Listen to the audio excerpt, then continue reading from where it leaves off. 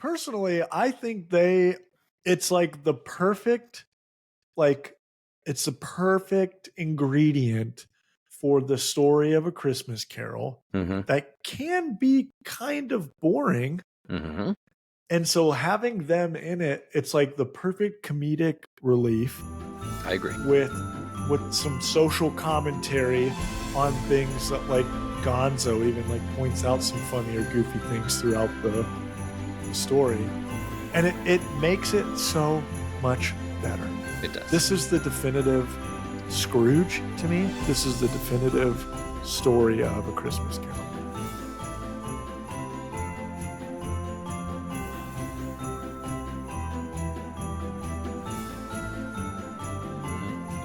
Welcome back to the Movie Dads podcast. We're your hosts. I'm Howie. I'm Kyle. And for the third and final time, Christmas Kyle. Oh, man. Don't judge me. Yeah, we're back for episode 31 of the Movie Dads podcast, the 1992 holiday masterpiece, A Muppets Christmas Carol. Our third and final segment in our Christmas extravaganza for the month. We're back to your regularly scheduled content next week. Muppets Christmas Carol. God, what a movie. What a movie. Hopefully you're watching us on YouTube. If you're watching us on YouTube, please give us that like and subscribe. Leave us a comment. Click that bell. Do all that stuff. If you're not watching us on YouTube, hopefully you're listening to us on Spotify, Apple Podcasts, Amazon Music, Google Podcasts, Podcast Index. You can also find us on social media at Movie Dads Pod, Instagram, Facebook, and TikTok. Boom. We're everywhere. We're in your ears. 31. Crazy. Gosh, it's crazy to think that Christmas. You son of a bitch. I'm sitting here with these lights.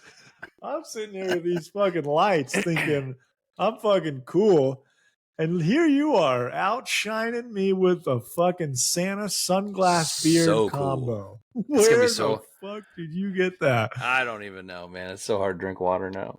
Please, I can't for the love of God, wear that the entire fucking episode. I will attempt to. But I can tell my kid has been wearing them because there are fingerprints all over the lenses. Love that. That's outstanding. Speaking of kids, we're movie dads. We've got movie kids. Boy, I know you're going to probably talk a little bit about this. Freaking kids are cesspools and schools are just fountains of germs. So there's germ centrals.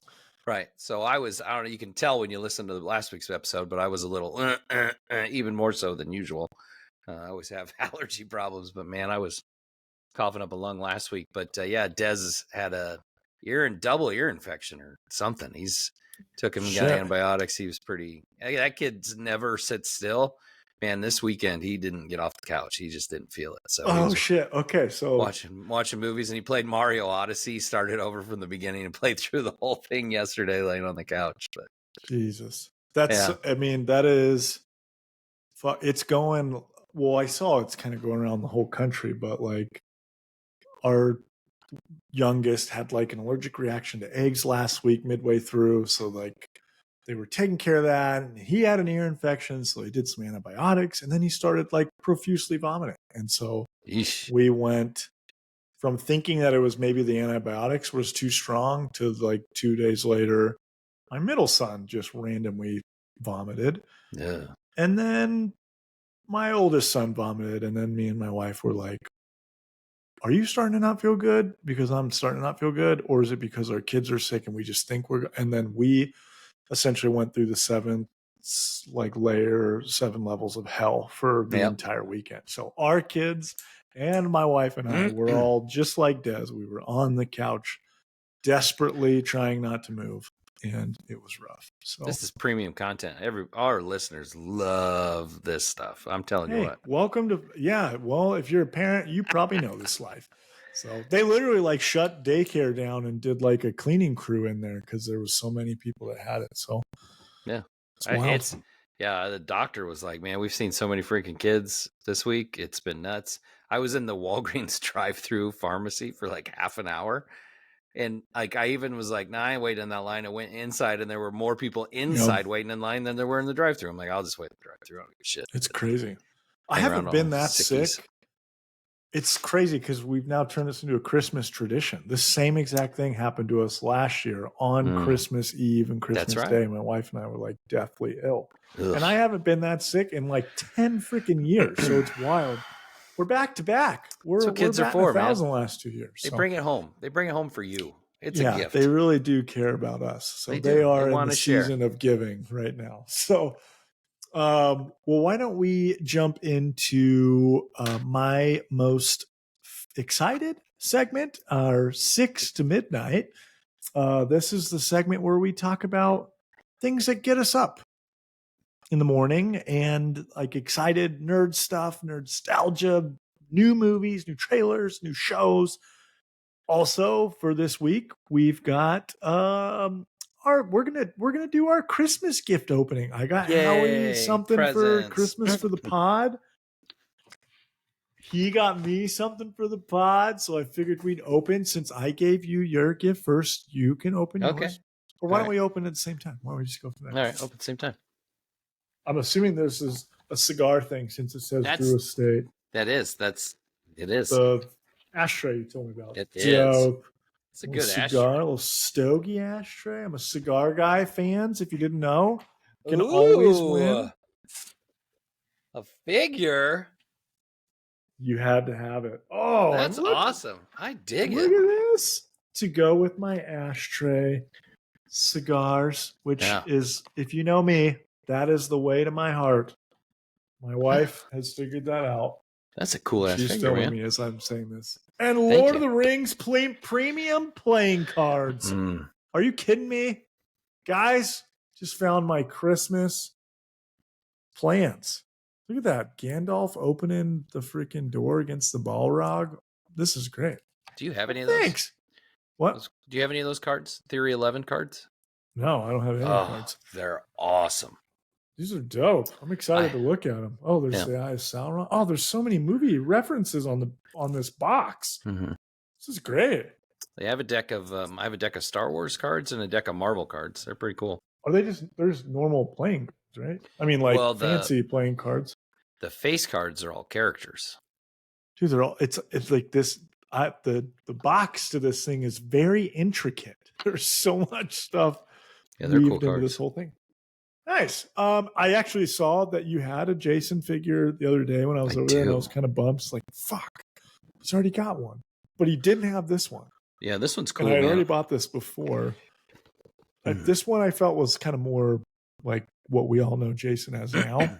Yeah, this is like Freddy versus Jason. This is jumper. Yeah. Current. Yeah, this is dope, man. Thank you. Yeah, I'm definitely. And these are Oliva cigars. These are my brand. You get me. I love it. I'm going to smoke these on Christmas Eve and Christmas Day. There you go. Okay, love that. And then secondly, Merry Christmas, Howie. Merry Chrysler. Have been having a great time on this pod this year. This has been a fun thing that I didn't know was going to happen. So 31 episodes later, 31. We're still going. So for 6 to midnight this week, there's a couple of things that we are going to talk about. You're going to jump into the more serious stuff. I wanted to talk about kind of the nerd thing that I'm in right now.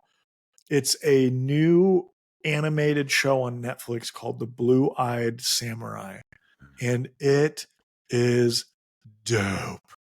It is literally like Samurai Jack meets like Love, Death, and Robots, like quality level of animation, like meets the Ghost of Tsushima video game, like samurai game. It's beautiful. It looks like a comic book on screen. There's not a lot of talking in it. I mean, obviously there's talking to the story, but like it's like very visual and it's like stunning and it's badass. It's in snowy Japan. This freaking rogue samurai on this mission of revenge. just quietly, methodically badass going. And it is super adult. Like they start off immediately, like she like slices a guy's hand and like his fingers like flop onto the table. And that like sets the tone. It's kind of like The Boys. Then like that very first scene of The Boys where it sets the tone for the whole show. It's great. I would highly recommend. You need to watch it.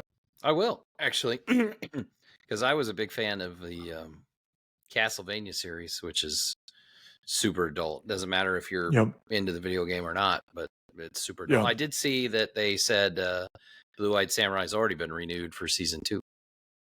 Give me 14 seasons. I will watch every one of them. No, that's cool. I'm definitely going to check it out. Love that. All right, what you got? What you got for us? So, I talked last week about how Reacher season 2 was coming out. It did premiere. The first 3 episodes dropped. I don't know if you got a chance to watch them or not. Not yet. I haven't. They were badass. There's a lot more action, a lot more characters this time around. Because of the book that they base it on, there is more characters. He actually kind of has a posse this time. Oh, nice. So it's not as much of the one-man wrecking crew, but it's kind of it's a whodunit. Like, or what's causing this, right? And he's just going to he's going to beat the shit and kill everybody to figure out the answer. I love how he's like, I'm going to fucking get the answer, and I don't care how I get that answer. I freaking love Reacher. Well, there's a part where there's a guy following him, and you see this kind of in the trailer, but there's a guy following him, and he just beats the crap out of him, and then it turns out it's somebody that he shouldn't have beat the crap out of. He's like, why did you hit him so hard? And he's like, well, I don't hit soft. That's right. That's right. But that is interesting because that's how I felt like multiple times in the first season, he would do something that was like, oh, like that's literally going to make things worse, not better. Why did you do that? And all the cops were kind of like that. And it always worked out. So I'm glad to see that finally it backfired a little. Hey, Reacher, maybe don't walk in a room and just start punching everybody before you ask questions. It's kind of his thing. Anyway, but I wanted to kind of roll with that. So obviously it's been, there was, he was on Thursday Night Football last week. I don't know if you saw that. He was like on the halftime, or, Alan Ritchson was talking about the show. Did not see that. Yeah, he's kind of been all over. Obviously, he's been making like the publicity rounds. But there's all this new like fan casting, and I'm sure you've talked about this. People are starting to pencil him in as Batman. And give me that. He's like, I would love to be Batman, because they were talking about how the new season of Reacher, he very much is like Batman because he's a detective in a way. And he uses his superior combat skills to basically beat the shit out of people. Get the answers out. To get the answers. That is Batman. And you brought up a good point about what the issue with him being Batman would be in the new DCU. Yes. When I saw this fan casting, primarily because of Reacher and a little bit of his character in Titans. I don't know if you've seen him in Titans, but he's like Ghost or Hawk and Dove. And he plays like like a downtrodden alcoholic like character with a lot of, anyways, he does a good job as a superhero. But in Reacher, he was so good with the exact kind of character we just talked about. Second I saw his fan casting, I'm like, hell yeah, give me him as Batman, because you got to sprinkle a little dark in his hair. His hair's a little too sandy blonde, but darken that hair a little bit, and I bet under that cowl he looks like straight from the comics. But the problem is they've already casted their Superman, and he is infinitely larger than every human. So he would make Superman look tiny, at least the guy that they have cast as Superman. David Corn Sweat. Yeah, Corn Sweat would look like a hobbit next to Gandalf if they put them together. So like when I mentioned that to you, we kind of saw they would have to have. Don't tell me Corn Sweat's massive. Is he big? Corn Sweat is 6'4". Okay. And Alan Ritchson's 6'3". What? There's no way. He looks 6'8" on TV. Well, he's supposed to look that way, yes. Okay, never mind. Sign him up. Sign him up as Batman. He's actually taller. If Corn Sweat is in, when I have seen all the all the casting photos of him, I don't think I've actually seen him in a movie, or at least don't remember him from a movie. Mm-hmm. Kind of like how I didn't remember Henry Cavill was in Immortals when he was starting as Superman. Right. Because it was such a drastic change. He was a shredded weenie in Immortals, and then turned into Thor for Superman. If he's a large man, that's gonna be freaking jacked Superman. He's gonna look bigger, or at least equal sized to freaking Reacher Batman. If Corn Sweat gets anywhere close to Cavill's size, like, you know, bulk size as he did as Superman, if he gets that big, him and Ritchson as Superman and Batman, like, terrifying. Everybody's just gonna give up. That's what we're talking about, the world's greatest superheroes. Right. So they should be titans of humans. So if that's the case, we need to see what I did there. Mm-hmm. We need to petition that our guy casts the correct Batman in these movies. I think the world has spoken. We need to tag him on all of these. It would be pretty badass. Well, we've done it. We've done it for him. Yeah, you're welcome. All right, so welcome. that was that story. And then the other major one came out just this afternoon, obviously. Jonathan Majors, Kang the Conqueror in the MCU. The Conqueror. Yeah. Obviously, everybody, we've talked about before how he was in some legal trouble, got into an altercation with a woman, his girlfriend or whatever. Yep. Anyway, it did go to trial. He was found guilty on 2 of the 4 charges. Mm-hmm. Obviously, they were the lesser charges, the misdemeanor charges, but he got in trouble. You know, when you work for the House of Mouse, you gotta keep your nose clean. Yes. And boy, within misdemeanor or not, small charge overall or not, the world has run with it. He has been found guilty of domestic assault. Mm-hmm. So I don't think he's gonna, like they said, it's like a max 1 year, which also they said that no one really ever serves that time. He won't serve any time. He'll be on probation. It's done. The guilty is on the record. Yep. Even though it's not like the worser of the, but it's over for him. Disney was within like an hour and a half, like within 90 minutes of that verdict coming down. Disney cut all ties with him. Now, I will say this: they at least waited until the trial was done. Because everybody was kind of talking, because he's featured prominently in the 2nd season of Loki. Mm-hmm. There hadn't been any, like, we're not getting rid of Kang. Their stance has always been wait and see. Mm-hmm. And now that he has been convicted of partially what he did, they severed ties. So the story tonight now is that Avengers: The Kang Dynasty has been renamed simply as Avengers 5 for now.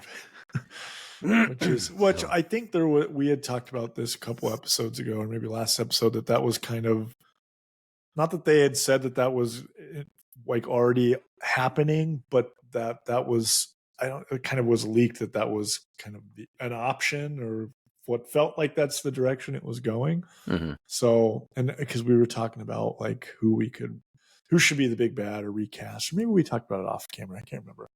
We talked about it on here a little bit, and like, but since then, right? Even before the verdict today, there was audio that came out. There was a ton of video. I mean, like, basically him and her chasing each other through New York is on every bodega camera in the city. Yeah. But there was video and audio that came out that it's not good. You know, for him, it wasn't anyway before the verdict. So they were probably already moving things along. Yeah. to be upfront, I haven't seen any of the shows or movies with him as the character. Right. So like, because it was first in the Ant-Man movie and then Loki. Well, he was in season 1 of Loki. Before Ant-Man? Yes. Before the movie? Okay. Yes. That's where he was introduced. Okay. And so, well, it was a variant of Kang. And then he's the full on Kang the Conqueror in Ant-Man and Wasp Quantumania. And then there's a whole bunch of versions of him in it too. And then another version of him is in Loki season 2. Okay. They're all different characters. They're all different variants of the same character. I've seen like obviously clips of a little bit of his character and like what he looks like and stuff, and have seen figures and stuff. But like the Ant-Man is not there are Marvel characters that I'm interested in seeing their movies, and Ant-Man is not one of them. And sure. So I just didn't see that. And even if it was like kind of what we talked about previous of like, it sometimes feels like some of this new stuff is just like a movie or a show to set up a character. And like the only real pull to me to watch that movie was to see like, okay, this is the new like Thanos. But now he's going to be erased from everything. So, or they're going to recast him. I would bet they go the route of not recasting and they just move to a different character. Yeah, I don't know. I mean, I guess it depends on how far into it they are, right? If they feel like they can change course, then they will. Yeah, I would think. And if they feel like, no, the story's already too far into it with what we're doing, then we're gonna roll with a recasting, which isn't that big a deal. He's not been in a lot. They can recast him. And you just said they've done multiple versions of him. So like, I think even more so that makes it a little bit easier to retcon that into making sense. Well, like, I mean, we've had multiple recastings in the MCU. War Machine. Yep. Rhodey was Terrence Howard, got recast to Don Cheadle. That was at the very beginning. So was Edward Norton to Mark Ruffalo. R.I.P. Ed Norton's Hulk. Right. Man, I liked him. I did too, but he pissed a lot of people off. That's on him, man. Yeah. But so there's been recastings. They can do it. Whatever. It is what it is. I think they'll find a way to eliminate the character. Yeah. So I think that's probably what's going to happen too. So yeah, you had something else we want to talk about, right? Yeah, no, it's real quick because I don't want to drag on too long. 6 to midnight. There was also an article that came out today. Hayden Christensen did an interview, and he basically said like he's fully embraced that he wants to be Darth Vader now, and like and we have embraced him back. We have. I fully think everybody's embraced him back, but so I think he's kind of like, hey, Lucasfilm, it's ball's in your court, Dave. I mean, like truly, the Obi-Wan show. Like, obviously, I want to see Ewan McGregor as Obi-Wan, but like Hayden coming back as Vader made that show like I want to watch this. It wasn't as good as I had hoped, but Ahsoka, I didn't know he was going to be in it, but when they brought him in, it was like they didn't just do. Basically, it's because we were finally getting the first live action version of Clone Wars Anakin from the show Clone Wars. So, it was cool to see Hayden Christensen get to be the character that a whole cartoon show had like built his character of. There's so many years in between the prequel trilogy and the original trilogy. Yeah. They could tell so many stories. There's comic stories. There's all the Legends books. Like, nobody's going to say no to a series of Darth Vader movies. Oh my God. There is a comic book called Vader Down. Yep. That it's a Marvel comic that is so badass. It literally just shows basically Vader like kind of like that final scene in Rogue One where he just goes apeshit and is like wrecking house. Is that where he's in like the desert and they're surrounded? He's in the desert. Yes. He's surrounded by like hundreds and thousands of like soldiers and just wrecks everybody, and it's badass. But they could do a movie like that with him playing Darth Vader in the it's he's standing in the desert with his lightsaber and he says, "All I'm surrounded is by fear and dead men." Yes, and dead men, and then he fucking wrecks everyone. It's so badass. But hear me out. They could do that or a story like that with him as like Darth Vader, while also like having him have reflective moments where he goes back to moments where he's like Anakin.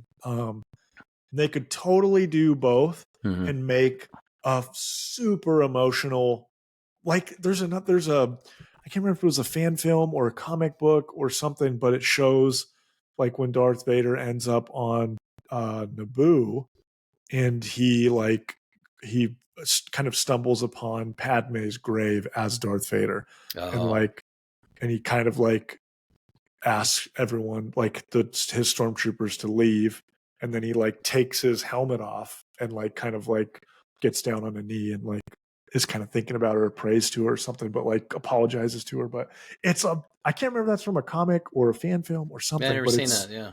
But think all of those things I just said. We just pitched a fucking great Darth Vader movie. Hayden Christensen, give us that. And I'm done with stretching this segment out. So I'm good. That's great. Hey, I think that's awesome. I think they should totally do it. The problem they keep running into, and this is the same thing with Marvel, like I'm going to carry on like the sixth. We talked about last week. 6 to Midnight was the longest ever, but we're going to go for it this time. Welcome to the movie review is going to be super short. Doesn't matter. This kind of circles back to last week too. We were talking about Godzilla -1 last week, right? I got to see it. It's phenomenal. It cost $15 million to make. Crazy. That's the problem. Is they're spending too much money on these movies with marketing and everything. Like a movie shouldn't cost $350 million. Okay. Yeah. If they can spend $15 million and make Godzilla look that freaking good. Yeah. You can do. I just don't understand where we're spending all this damn money. Yeah. Because then the movie makes $500 million at the box office, and it's like, we kind of broke even, and it's like, that's ridiculous. That should be a huge hit. Yes, because if Godzilla -1 makes that's like insane, right? Yes. Like that's like what a freaking amazingly grossing movie. Yes. Yeah, so I mean it's good storytelling. We need good stories. We don't need billions of dollars to make the movie. No. Speaking from a guy who's never made a movie in his life, so I have literally no idea. Other than I'm assuming a lot of it goes to the actors. Okay, but like $15 million to make Godzilla -1. That scene where he blows his atomic breath in the city, dude. Holy shit! Badass. Yeah, it's amazing. Like it basically looks like an atomic bomb goes off. Right. It's fucking awesome. And then the shockwave, like literally blowing people, like it's insane. You know what? They probably didn't pay any of those actors very much. No, because nobody knew them, and that's probably why. But so how much you got to pay Hayden Christensen to be Darth Vader again? You probably don't have to pay him that much. Yeah, he wants it. He wants to do it. He's not doing anything else. Yeah, he's probably living off residuals right now. Like you pay that guy what, $10 million? 15 maybe. I listened to him talk at Fan Expo, and he loves it. He is a Vader. He's finally, I think, got to a point in his career where the Star Wars fans aren't hating him for the immediate prequels, and 2, like has started to feel the love from it. Yes. And his career is like, okay, that is my mark. and people now love me for it, and I actually enjoy it if they're not mean to me about it. So I want to get back into it. He's kind of one of those, I think he can kind of do no wrong in that character right now. That's kind of the vibe that we're at. So, you can't. Anyways, there we go. That was a great 6 to Midnight. Lots of really good stuff to talk about. I enjoyed it. And we got presents. Yeah. Yay. That's right. I love it. All right. That takes us into our You Need to See This movie. The 1992 Christmas masterpiece, all-time classic, A Muppets Christmas Carol. What a film. What a great movie. What a great piece of cinema. What a great piece of cinema. Listen, if you don't like Muppets, okay, listen, I get why some people don't really like Muppets, but there's something about them. You kind of, you got to like them a little bit.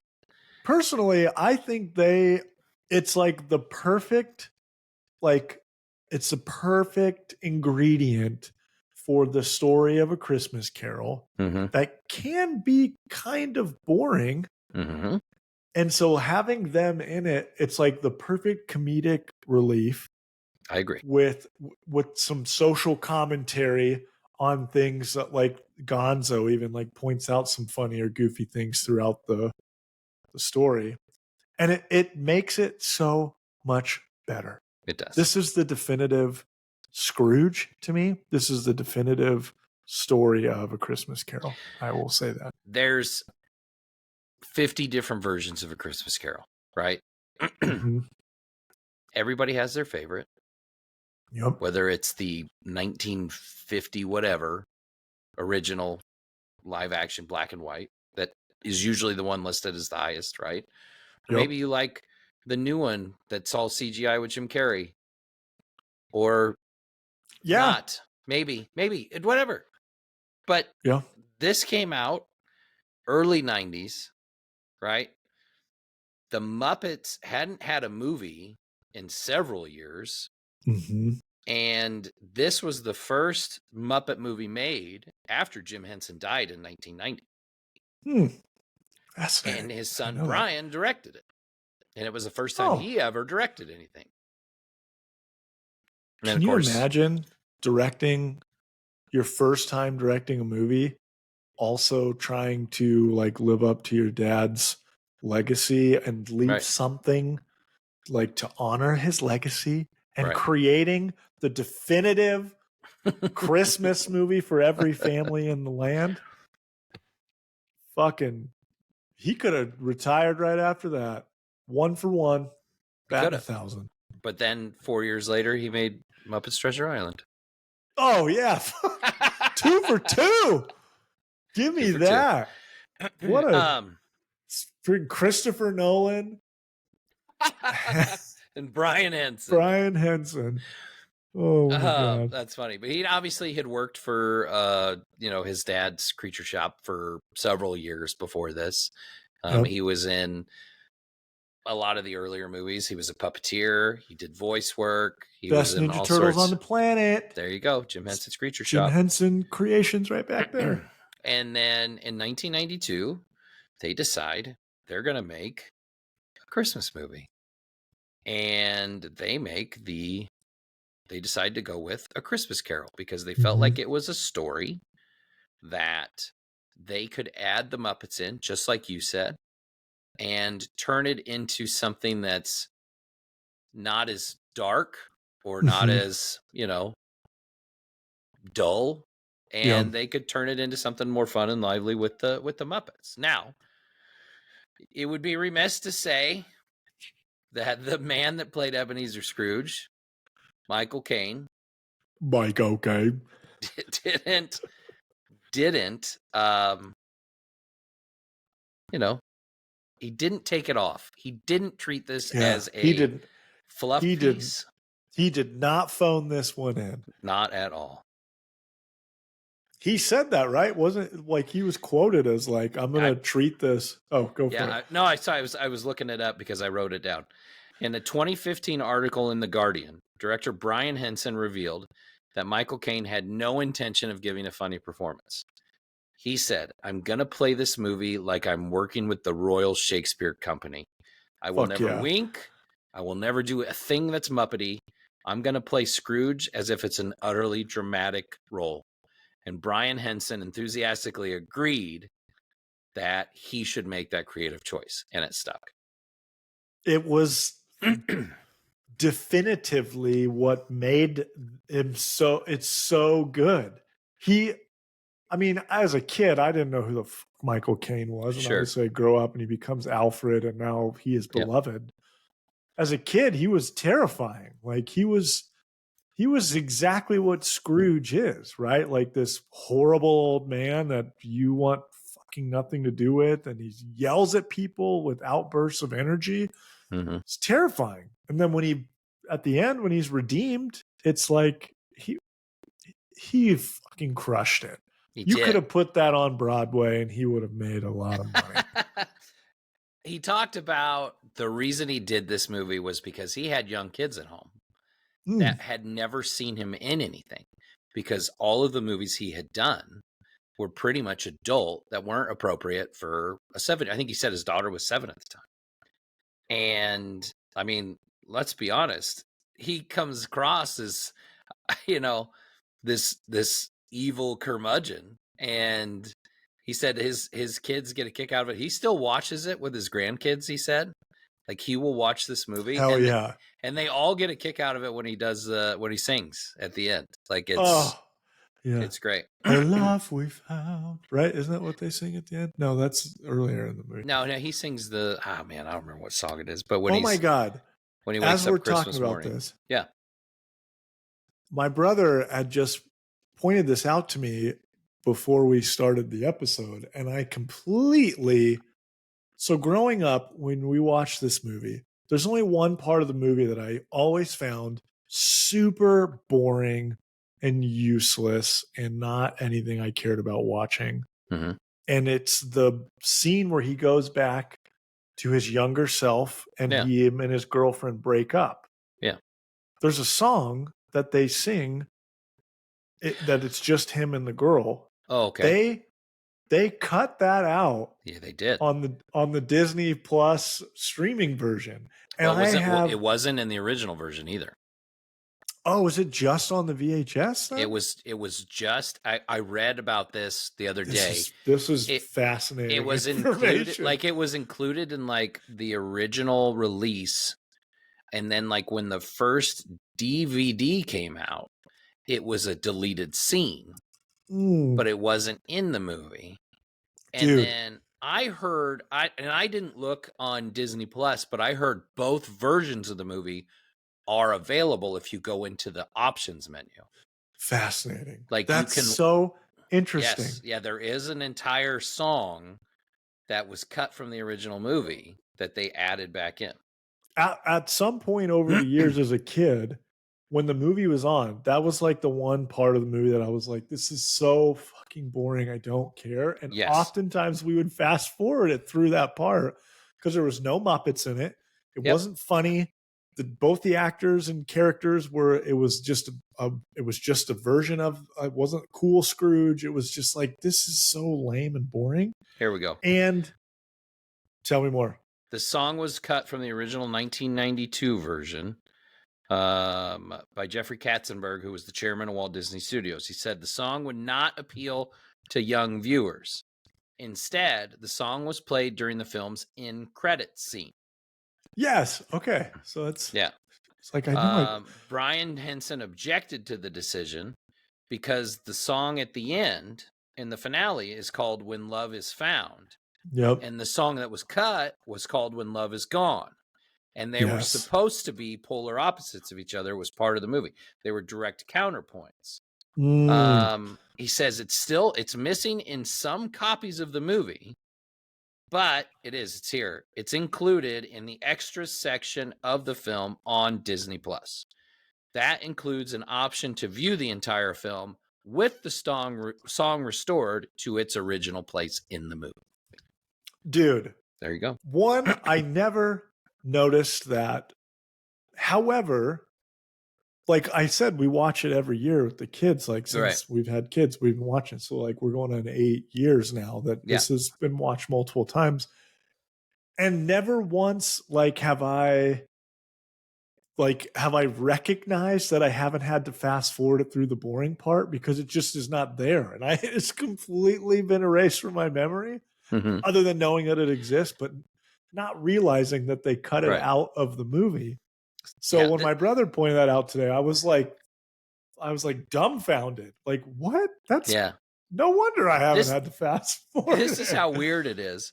The 2002 and 2005 DVD releases of the movie retain the song in the 90-minute full screen version of the film, but not in the widescreen version on the same disc.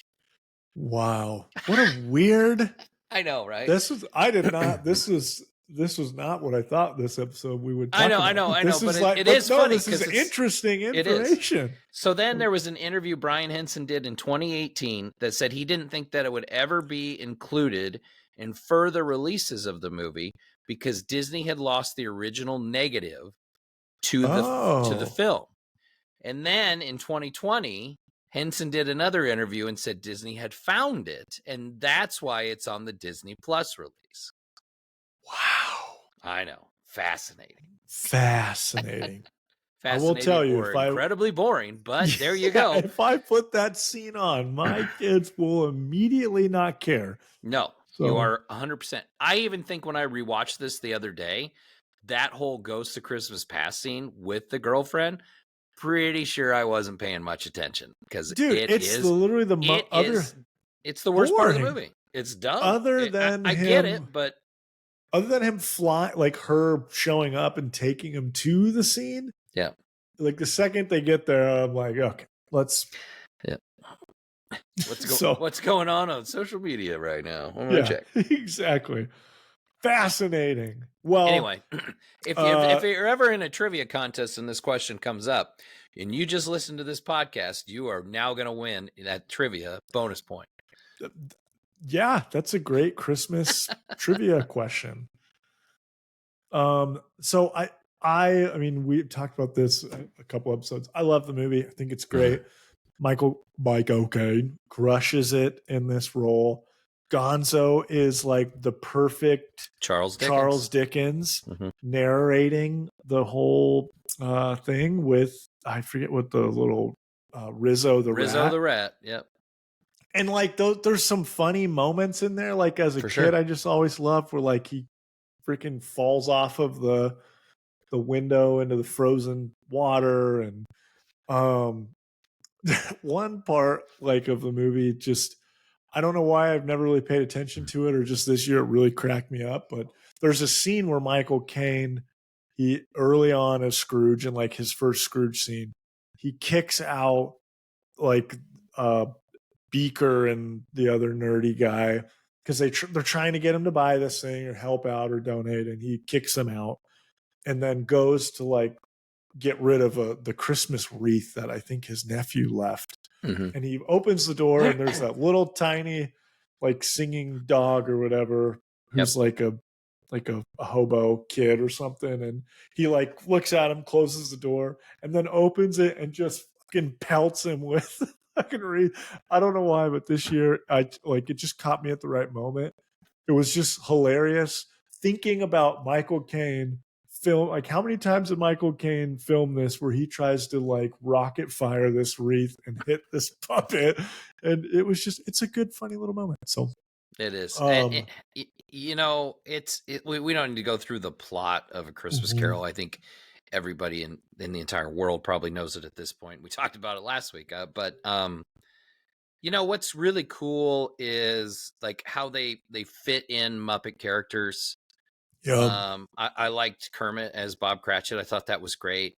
Perfect. You know, and obviously it's funny because Kermit doesn't play Kermit, right? And Miss Piggy doesn't play Miss Piggy. They play Bob and Emily Cratchit, which I think is great, and their kids. And then obviously there's different people throughout the movie. You talked about Beaker coming in. trying to get donations. You know, you talk the pigs in the street that are always talking about going to, you know, get a meal and stuff, and they're the ones that are talking about him dying and whatnot. Obviously, the ghosts are all Muppets. Yeah. You know, Jacob Marley's played by Waldorf and Marley and Marley. Yeah, it's the Marley and Marley. Marley and Marley. That I was always perfect. thought there was two. I thought really? there was because of this. Because this was what I watched as a kid. This was my first Christmas Carol experience. So like, it always confused me that there was one, Marley for all of the other movies. It was like, I thought they were supposed to be brothers. Like, they're supposed to be brothers that died, but they just did that because that's what those characters were, and they were perfect at it. And also, the build up to that scene, they did a great job of making it like scary, like creepy and scary. Like, I think most people who watch like any Christmas Carol story or have read the book, that like scene leading up to that and then the moment happening, it's like a scary ghost story. And the movie does a great job of making it Statler, creepy. Waldorf and Statler. That's the other name. Yeah, okay. I was like, "What? Are you not paying right. attention to me?" But no, you're no. Nice. I'm trying to remember who they were, and then it was Beaker and Bunsen Honeydew. Those are the charity Bunsen, collectors. like Bunsen burner. That makes sense. Beaker and Bunsen. That's freaking great. I never noticed that. But that's probably like my favorite part of the movie is just the build up of Scrooge getting to see, like, the Marley Brothers, and when they show up and the bell rings and you're like the violin starts picking up really quickly. It's like creepy, and then they show up and they're like, oh, it's all goofy. So a little bit different than Patrick Stewart's, where the ghosts, like, jaw was falling off and he kept like tying it back on. Absolutely. Which is actually book accurate. It is. And Fozzie Bear plays Fozziewig, which, you know, that's good. And then you had like the ghosts, past, present, and future, were actually all new Muppets that they created for the movie, which I thought was cool, right? And I thought they were great. Like the Ghost of Christmas Present, he's awesome. And I thought the whole, he shrinks down to Scrooge size at the beginning, goes through time, and then he, you know, ages, right? And then disappears at the end of their time together, which the whole thing I thought was really cool. All the ghosts were neat. Obviously, the Ghost of Christmas Yet to Come is always kind of the Grim Reaper type, you know. But it was the Witch King from Lord of the Rings. It is the Witch King, and he is terrifying. Yeah. But again, they're all original Muppets. It's pretty cool. This movie just like it does such a great job of telling the story of A Christmas Carol in an accurate way and inserting Muppets to a point that's not overwhelming whatsoever. It almost it works very well with the amount of Muppets that are in it. And there's enough lightheartedness and enough humor to it that it really just makes it such a good family-friendly Christmas movie. Yeah. It just it's just almost perfectly well done in what they were trying to do, you know. I mean, we talked about Michael Caine's performance. I'm going to compare it for a second to Tim Curry in Treasure Island, right? Like, Michael Caine is Michael Caine. Like, he's acting, he's dramatic the entire freaking movie. Whereas Tim Curry in like Muppets Treasure Island is like, I'm in a Muppet movie, I'm going to like wink at the camera and stuff. Like, but it's totally different, and it works so well the way he played this. And I don't know if he would have played it like he was in a Muppet movie, if it would be as good. You know what I mean? I just I don't think it would be. He acts his ass off in that.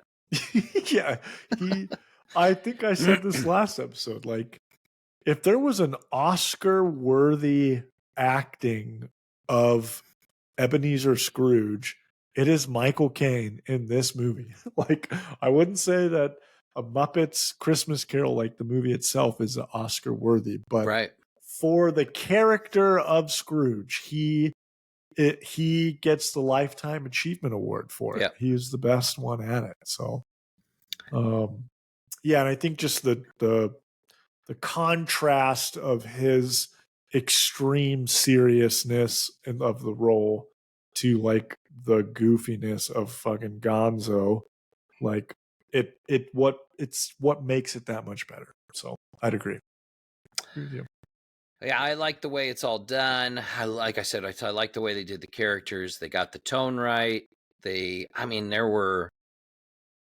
not much else to say about it.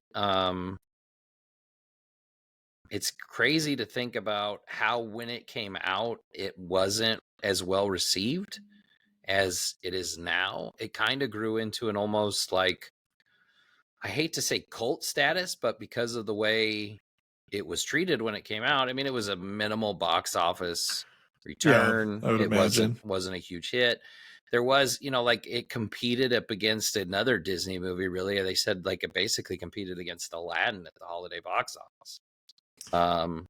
They came out at the same time? Fascinating. Aladdin, I think, came out at Thanksgiving, and this came out like 2 weeks before Christmas. So Aladdin was huge and was still running the box office pretty much.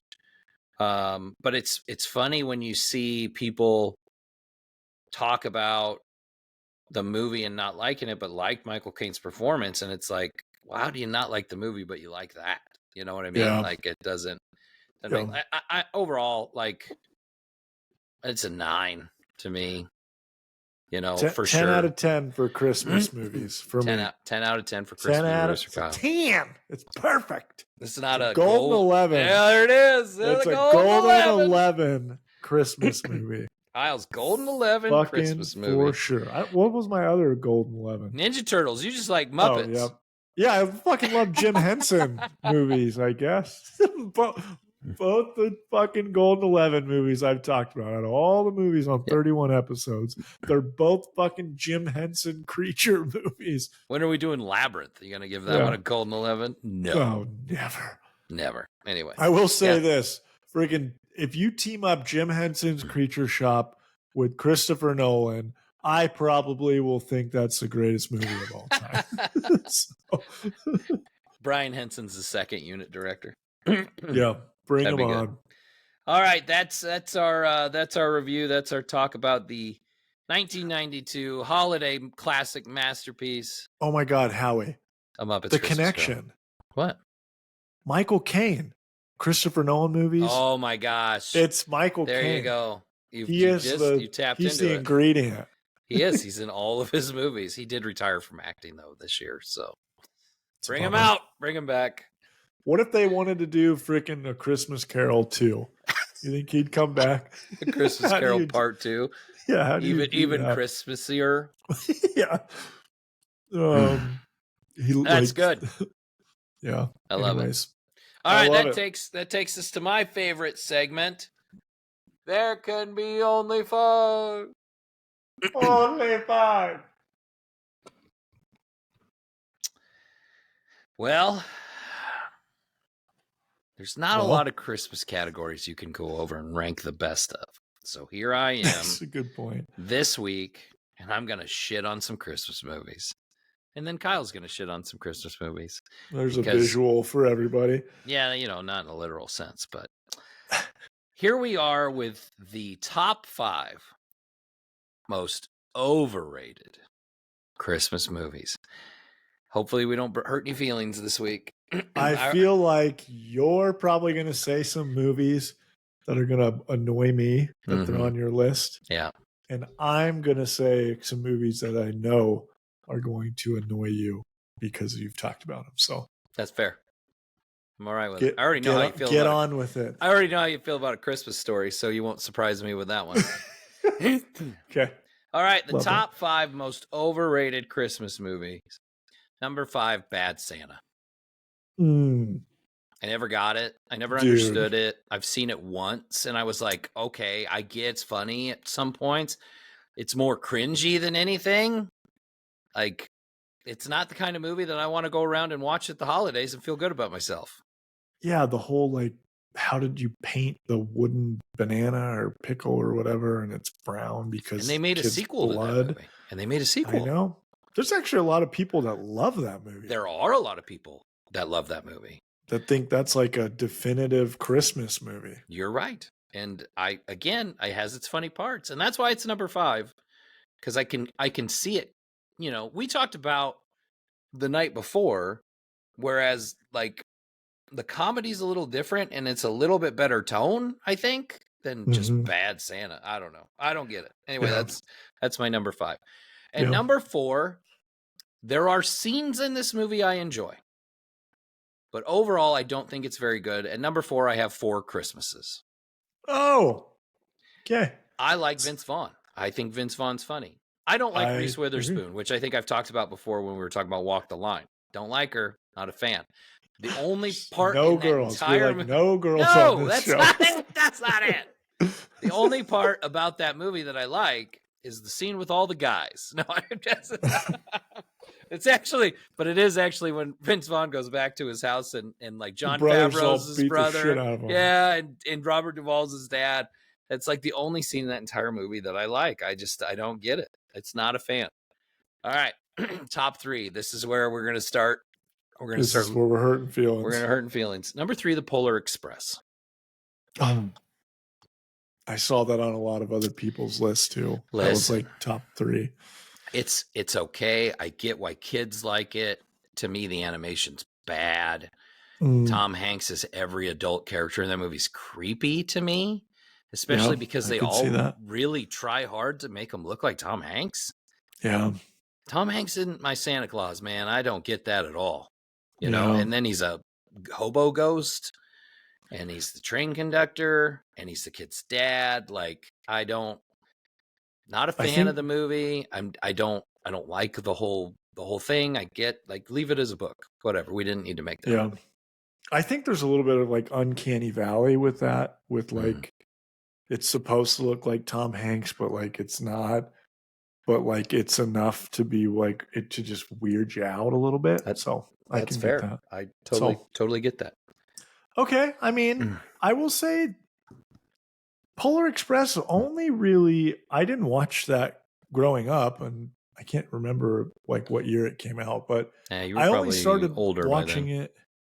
Really only started watching it when we had kids, because it was like a kid's Christmas movie, and ended up watching it and liked it enough that we have folded it into our Christmas movies, but like it's not the Christmas Carol that I'm going to fight on a hill until I die for it. So right. Yeah, fair. I'll give you that one. You can have it. And number 2, Jingle All the Way. I am a little shocked at that, but also did see that on some other people's list too. I did notice that. I don't care for the movie at all. It's one of Arnold Schwarzenegger's worst movies. That terrible actor Jake Lloyd's in it. Oh my god! It's another. Listen, he's not a kid anymore. About Jake Lloyd. No, he's a bad actor all around. Man, I just don't care for the movie. Like it's cringy. It's just not. I don't like it. It's not good. I never understood it. I never understood the appeal. The only part about that movie I like is Sinbad. Yeah, that's true. As a kid, I liked Turbo Man. I thought like the character of Turbo Man was cool. And I only was like, can we get to the part of the movie where like Arnold Schwarzenegger becomes Turbo Man? I don't think I've ever watched that with the kids. So it's not a classic in our fold of movies. But I was not surprised, but I did see it on some other people's lists too. So I was like, oh, I guess that wouldn't be a movie that I would have thought of, but definitely can understand why. So, all right. What's your number 1? Elf. My wife would kill you. I've never liked the movie. I don't like Will Ferrell that much. He's okay in a couple movies. I don't like him that much. I don't like the character of Buddy. I don't like the movie at all. And I knew when we decided to do this list, I knew right away it was going to be number 1, because I've seen it twice maybe, and I've never understood the appeal. Oh my god. Do your kids watch it at all? Does anybody watch it in your house? Oh my god. That's the one Christmas movie the one Christmas movie that my wife vocally says we have to watch. Or like if it's if we're at Christmas time and she's going to put on a Christmas movie without me at all there, it is usually Elf. So that is So tell me what the appeal is. I don't get it. It's kind of honestly when they first announced that movie was coming out, I was really excited for it, and then the first time I saw it, I kind of the same was like I would compare it to another Will Ferrell movie, like Anchorman. First time I saw Anchorman, I was like, I don't get this. This is weird. Okay, but it grows on you the more you watch. Like there's funny stuff in it that it grows on you. I get what you're saying. Because I felt the same way the first time I saw Anchorman too. Now the second time I saw Anchorman, I appreciated it a little bit more. But that's adult humor, so I kind of get it. Like my wife just heard this, and she texted me. She said, "Cotton-headed nitty muggins" is what she calls you, which is from the movie Elf. I know it is because I said it last week. I've seen the movie. I know the references. I mean, like I still will say like, "Bye, buddy. Good luck finding your dad." Hope you find your dad. Yeah. I honestly, it is not for me. It is not one of my favorite Christmas movies, but I enjoy it. Because like my kids think it's hilarious. I do think there are some funny moments where he's like talking to the store Santa, and he's like, "You're not Santa. You sit on a throne of lion. You sit on a throne of lion. You stink like beef and cheese." Like that. Like it's a funny. Zoe Deschanel is great in the movie. James Caan is in it. He is I'm not saying that he's Michael Caine Scrooge, but he plays the character very seriously. He plays James Caan as he plays James Caan, and he just I don't know. There's some funny stuff. You gotta. I get why you can have that on your list, but number one, that's just because it's so well loved and so talked about at Christmas time, and I couldn't tell you the last time I watched it because it's never in my Christmas rotation. I won't watch it.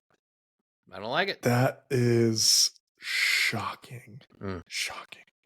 Well, love that, because I thought there was going to be some different movies that you'd have on that list, so I'm glad you didn't destroy some of my it's hard to take you serious with that on, but I like it. This is so that when you list one, I can do that. I love it. All right, well, let's get into mine then. Dang it. Okay, my number 3 most overrated Christmas movie. Number 5. You only got 3? My number 5 most overrated Christmas movie is Home Alone 3. That's why I had 3 in there, because I had it. I saw the 3 and I meant to say 5. Home Alone 3. I don't know if you've ever seen it. No argument here. Because it's not freaking Kevin McAllister, Macaulay Culkin. Get the fuck out of here. We don't care. I don't see that as well loved though. Dude, you'd be surprised. I guess. It is way more well known than you'd think. The average listener of our 25 people, I bet could all think about exactly what the movie premise is, that he gets chicken pox, that it's basically him driving his little RC car around the neighborhood, and it's memorable, but it's not good, and it doesn't deserve to be on the pantheon that Home Alone 1 and 2 are on. Not even close. It's not even it's not at all. Yes, not at all. Don't even think about considering it. My number 4, which I originally had Jack Frost of 1979 on here, the claymation movie. Oh, okay. But I scratched that off and removed it from my list to replace it with Bad Santa. Because Bad Santa is a horrible, horrible Christmas movie. Fuck yeah, let's go. the people that like to watch Bad Santa as like a yearly Christmas movie are curmudgeons who hate the spirit of Christmas, because that movie does nothing but make people feel bad. And like Billy Bob Thornton is awful. Give me him in Armageddon. Do not give me him in Bad Santa. Yeah. My number 3, here's where we start hurting feelings. My number 3 most overrated movie, Christmas movie of all time, A Charlie Brown Christmas. I don't care. I don't care. It was before my time. It was before anybody's time. It's dusty, old, and no one cares for it. If I put that movie on for my kids, they will give no fucks about watching it. It's just not interesting to me, and I didn't grow up on it. Like, it wasn't a thing that my parents played, or like, not that they didn't let us watch it, but it was just we never watched it, and so it doesn't hold a place in my heart like it does for some of you folks. Same with I'll even tie the freaking Charlie Brown's Pumpkin Halloween movie in there too. All right. I'll tag team those things together. Great pumpkin.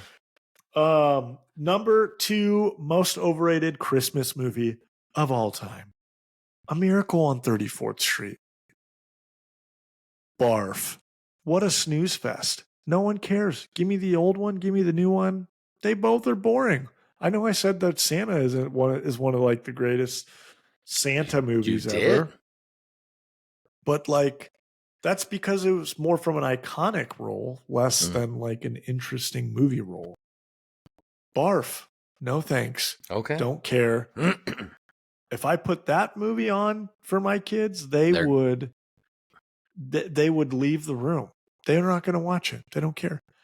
And then the worst Christmas movie ever made. Most overrated. If not the worst. Most overrated is the perfect term for this, because it plays 100 hours a day, even though there's only 24. Yeah. For like a month straight. Yeah. This might be the most overrated movie of all time, not just Christmas movies, but I don't know about that. A Christmas Story. This movie and Ralphie are so boring. It's like if Drywall was a movie, it's A Christmas Story. It's just boring. No one cares. It's boring. And I'll leave it at that, because I know that's going to hurt your feelings. I care.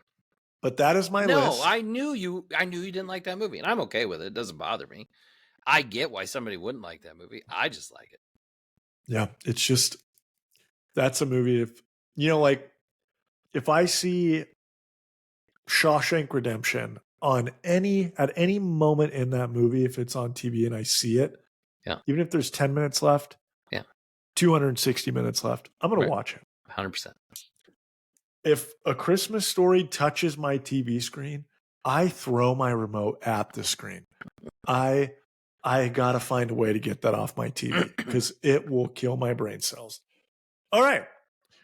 Love your list. You do not love mine, and that is okay. No. I'm okay. Nobody's feelings got hurt here.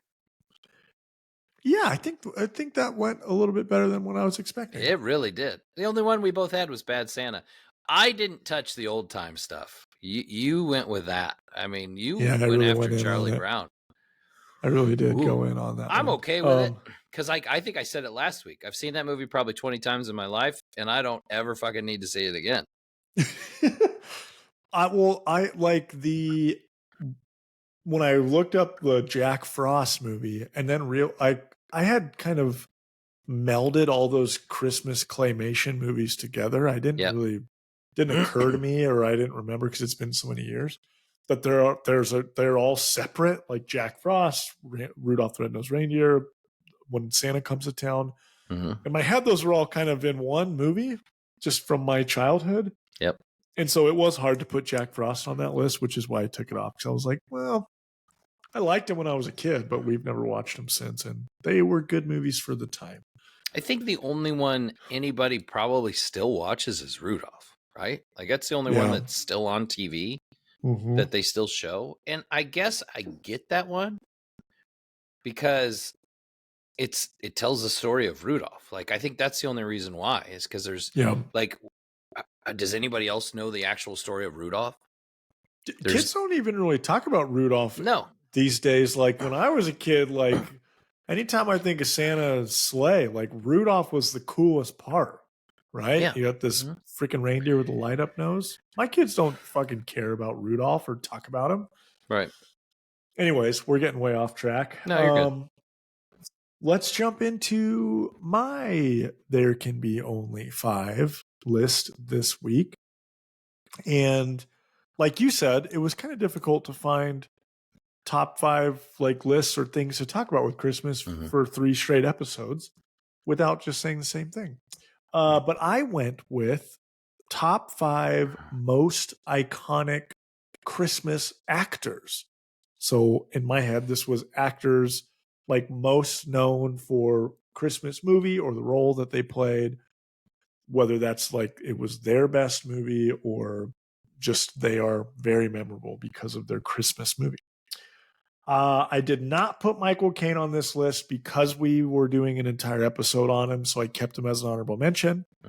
Any other episode, if we were just doing this list, he would have made my list, but he's honorable mention because we've already been talking about him. And we'll start with my number 5. I have Will Ferrell, Elf. Most iconic, because that Buddy the Elf is an instant classic Christmas character that everybody knows. And in our household, they love Buddy the Elf because they think he's freaking hilarious. So, but I know you don't. So now that I know that, that's interesting. It sounds like it's because your wife brainwashes him, but whatever. Yeah, I mean, it's the same thing I do with them in Star Wars, so I can't blame her. You will like this. Yeah, it's exactly. What's that my number 5 Bird Box, where you're gonna watch this, you know, holding their eyes open. Yes. Well, I thought Bird Box was when they had to keep their eyes closed. Yeah, but doesn't the one guy like do that to somebody though to like kill them? You have to watch it. I have kind of burned that movie out of my brain. That's fair. Even though I know it was really popular and Sandra Bullock didn't do bad in it. But I know. Sorry.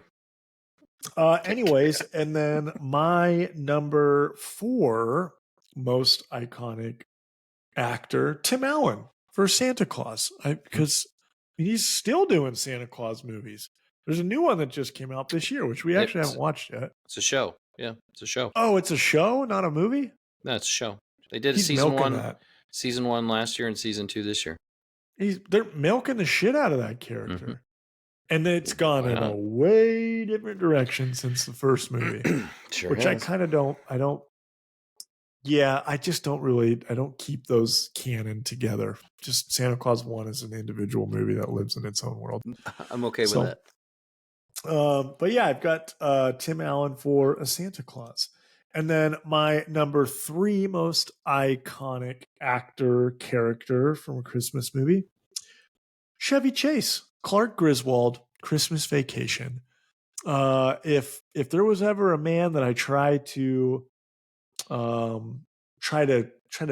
wish I was like at Christmas time, I'm not anywhere near Clark Griswold's level of fucking Christmas lights, but there was a time where I really was aspiring to do that.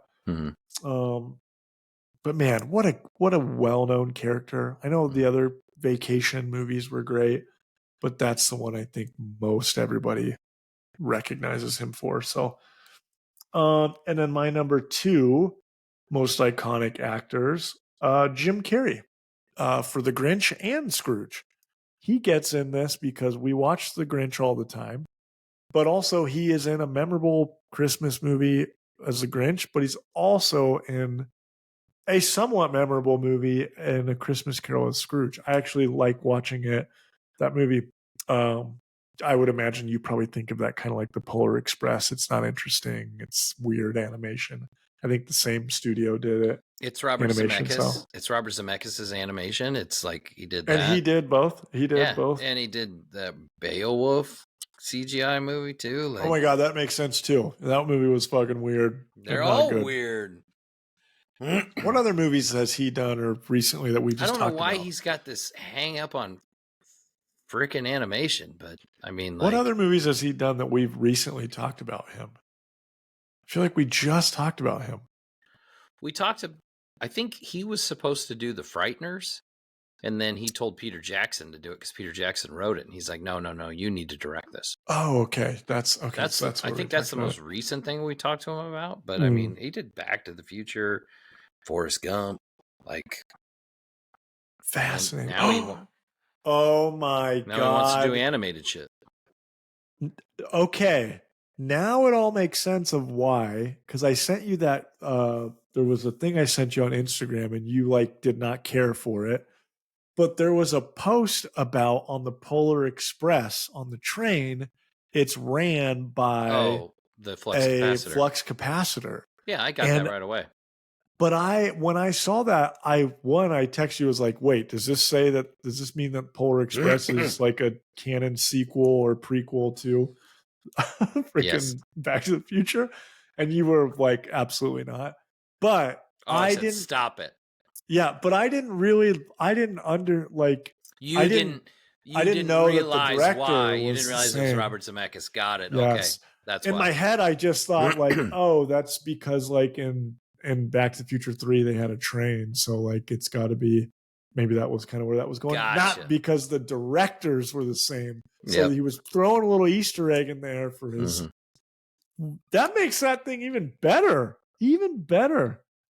Anyways, wow. Robert Zemeckis, he's getting some shout outs from us. So, well, I guess I wouldn't call them shout outs. No. Okay. My number 1 most iconic actor / character for Christmas movies, Macaulay Culkin as Kevin McAllister. This man, he literally, I mean, he's been in other movies, Stand By Me, My Girl. He wasn't in Stand By Me. My Girl is what I was thinking. Yeah. These are the movies that like his whole livelihood has been known for. Like, talk about just home run after home run. The first one and the second one are both freaking amazing. We love them in our house. My kids call them the Christmas Traps movie. And like, he is beloved to all because of those 2 movies. So I really wish they would have done another one, or that we could get another sequel with Macaulay Culkin in it, maybe with his kid and him as like the dad or something. I do love there's like a big like connected movie, like what's the word I'm looking for? Like conspiracy, that he grows up to be somebody in other movies, but I can't think of who I'm trying to think of. Jigsaw. Oh, yes. Yeah. So there's like this big like conspiracy that he grows up to be Jigsaw killer. Right. Where everyone talks about like between like Kevin McAllister and Batman, like give them time to plan ahead. With prep time. Who's better with the most prep time? So right. Anyways, Macaulay Culkin's my number 1. That's what I got. It's good. It's a good list. Somebody has something to say. I was like, do you have a visitor or something? Yeah. You keep looking over. She beat you in fantasy football. Oh God! And she didn't even play 3 of her players this week. She left Tyreek on. I can't believe it. She still won. I haven't watched it at all. So when she texted me that, I was like, oh, I haven't set my lineup either. So good for you. She's gone. I've been so focused on my sports betting that fantasy has completely not been on my radar at all. Focused on real money. That's right. I've been making it. So anyways, what's your list? All right. Similar lists. All right. Top 5 most iconic Christmas actors. Number 5. You probably knew who this is going to be on my list. Bruce Willis. Oh, I did know that. Yep. I did know that was going to be on your list. 1 and 2, both Christmas movies. I watched the second one 2 nights ago. I've watched the third one and the fourth one. Saving the first one for Christmas Eve. I'm having a hard time with it, but maybe I'll watch it Christmas Eve and before Christmas Eve. I don't know. Bruce Willis, number 5. I have some older ones on here. just because when I think of, like, somebody says this actor's name, I'm like, oh, from that Christmas movie. So at number 4, I have Jimmy Stewart. Oh, right. Praise. Jimmy Stewart's, he's in a ton of movies. He's in classic Hitchcock movies. He's in, damn it, I should have had him on my list. He's in a ton of movies. But like when anybody says Jimmy Stewart, you think of It's a Wonderful Life. Like 100%. 100%. Like that's I am so glad that you have him on your list. You think about like where that stands in the, I don't know, pantheon of Christmas movies. It's like one of those ones that gets talked about every year, right? Mm-hmm. He will forever be remembered because of that movie, right? Yep. Even though he's been dead for 30 years or whatever, you know? Mm-hmm. And he's been in a ton of movies. Yes, a ton. So I had him at number 4. My brother one will kill me that I didn't have It's a Wonderful Life, or really Jimmy Stewart, because he is a massive Jimmy Stewart fan, loves Jimmy Stewart. Interesting. So he's going to love, yeah, it is weird. He has like a weird fascination about Jimmy Stewart in all of his movies. For the longest time, that's what I would get him every year for Christmas, was a Jimmy Stewart movie. No kidding. So he's going to love that you mention it, and he's going to hate me for not having it on my list. And I'm glad he got a little shout out. So there you go. Jimmy Stewart. At number 3, I had Tim Allen.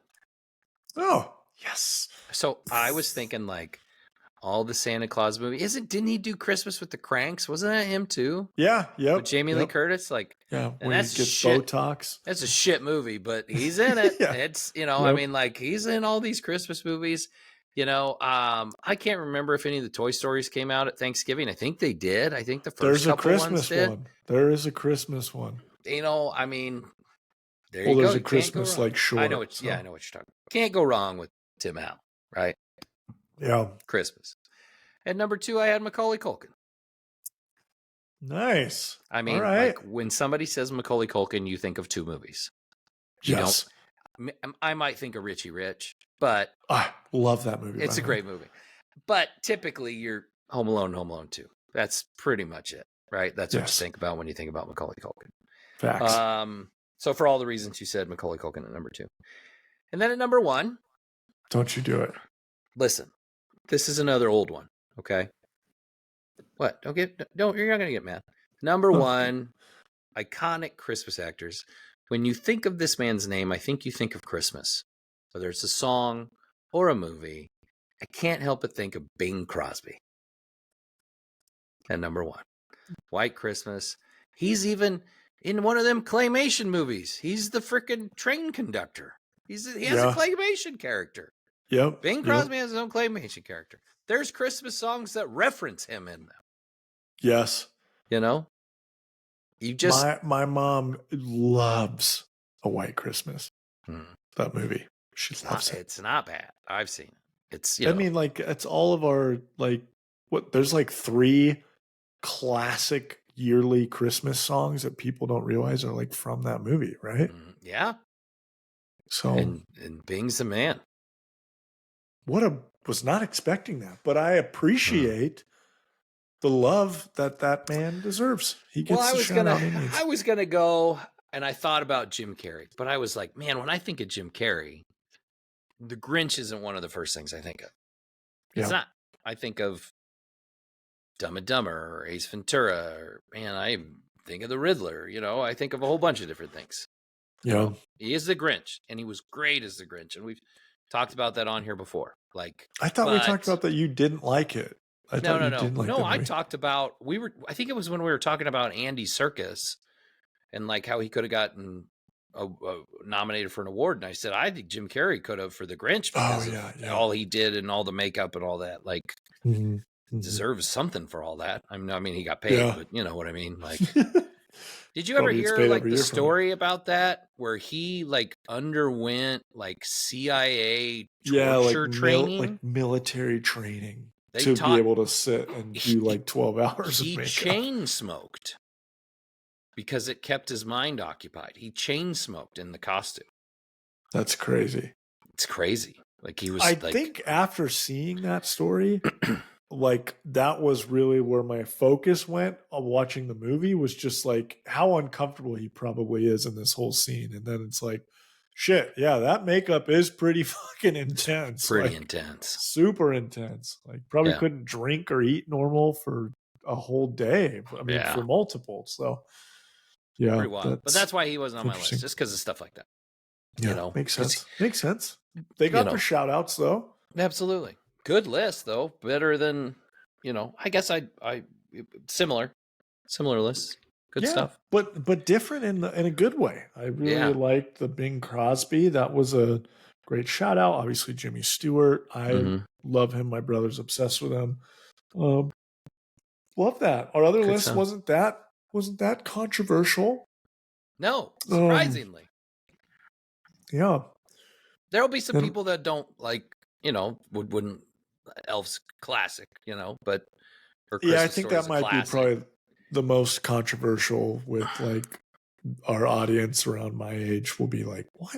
I will say this, like I knew it was going to be number one on my list. And then when I started looking up like on Reddit and stuff, like people's opinions of overrated Christmas movies, it was almost always on it. Yeah. Like on every list. They're like, I don't understand why people like this movie. So I saw that. They would list it as like cringe, like Elf cringe. Yes. And like same with Jingle All the Way of like, which I almost had that on my list, but I was like, I don't watch it anymore, but I liked it when I was a kid. Like, I will say this, like I've never been a huge fan of cringe comedy. Like I will take, for example, the show The Office. Yeah. Which is, I think The Office is hilarious, but I think all the supporting characters are great. And I think freaking Michael Scott, Steve Carell's character, is horrible. Like, like all that stuff he does is, that's the stuff I don't like. But I think that's the point of that, right? It is, but I like supposed to be uncomfortably cringe. I like the Dwight and Jim stuff. He is supposed to be cringe. The other stuff balances it out, luckily, that it's still watchable. But if it was just about that, no, I couldn't watch it. Like that's I get thanks. I get that. I don't like that. But that's why I don't like those kind of movies. There's a lot of that stuff in there. Yeah. Yeah, it's interesting now that you've said that. So I'm like, that is not a movie that I particularly will put on or go out of my way to watch, but we do watch it in the house because my wife loves it. So, or it was a Christmas movie that she liked as a kid, and so they watch it all the time. So, I think that came out at 20 years now. Like that's 20 years old or something like that. You know who directed Elf, right? No idea. Jon Favreau. Oh, I did know that. Wasn't that his first movie? That was before. Boy, it might have. Iron Man. It was one of them. Yeah, it was before Iron Man, but it was, 2003. Elf came out in 2003. 20 fucking years. That's crazy. That's wild. We're old. That doesn't. Did you see who turned 60 years old today? Brad Pitt turned 60 today. That's Walker age. He needs a walker, tennis balls. 60. That's crazy. He's playing pickleball. Freaking yeah, that dude is going to bingo nights on Fridays now. Well, I've done that. It's fun. 60. Regularly. He turned 60 today. He's playing shuffleboard with a big stick. That's crazy to think because, I mean, what was Fury? That movie, like, that wasn't that long ago, but no. Like, he just seemed like such a heartthrob badass in that movie. What about, like, Once Upon a Time in Hollywood? That just came out within the last couple of years. Oh, yeah, that's a good point. And he's a badass in it. It's 60. Crazy. We're getting old. Yes, that's what I'm saying. It's wild. We are getting up there. All right. That brings us to the end of episode 31 of the Movie Dads podcast. You need to see this movie, Muppets Christmas Carol. Hopefully you're watching us on YouTube. If you are, please give us that like and subscribe. Click that bell. If you're not watching us on YouTube, hopefully you're listening to us on a podcast service such as Apple Podcasts, Spotify, Amazon Music, Google Podcasts, Podcast Index. You can also find us on social media, see some of our short clips at Movie Dads Pod on Instagram, Facebook, and TikTok. Kyle, Christmas is here. It's just around the corner. Merry Christmas, everybody. A handful of days away. Merry Christmas, everybody. Hopefully everybody has a great holiday and a happy new year. We'll be back before then with our next episode, episode 32, big premiere movie of the week, Aquaman 2? Question mark? Question mark? I'm Ron Burgundy. So, our next two episodes, 32 and 33, are both new movies that come out at the same time. Aquaman 2 and Zack Snyder's Rebel Moon. I don't know which one we're going to do first. Plan is to do Aquaman. But maybe we'll do the other one first. Stay tuned. You'll find out. The reviews of Rebel Moon have not been very promising. Losing that shine. It might turn into a big old fun party. Anyway, thanks for listening. Thanks for watching, everybody. Have a great Christmas. Bye.